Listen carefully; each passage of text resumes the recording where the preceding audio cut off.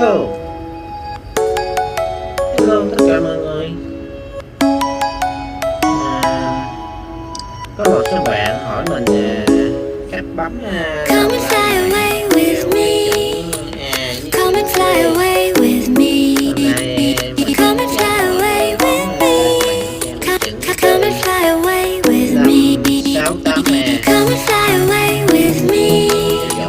Come and fly away with me. Come and fly away with me. Come and fly away with me.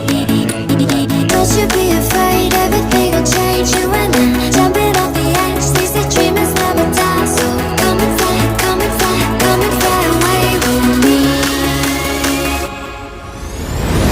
We're rising, we're falling, we're making through.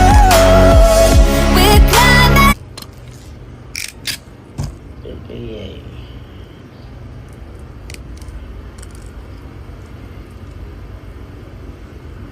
và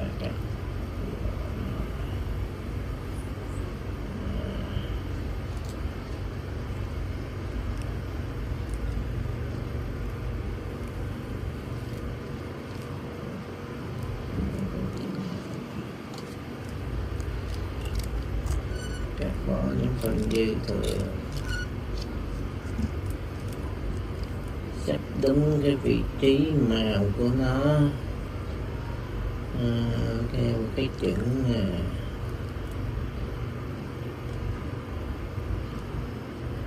đầu tiên là màu trắng xanh lá tới màu xanh lá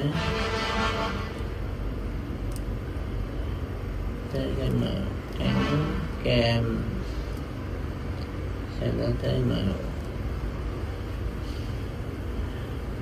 xanh dương, trắng xanh dương, tới màu trắng cam, tới màu cam,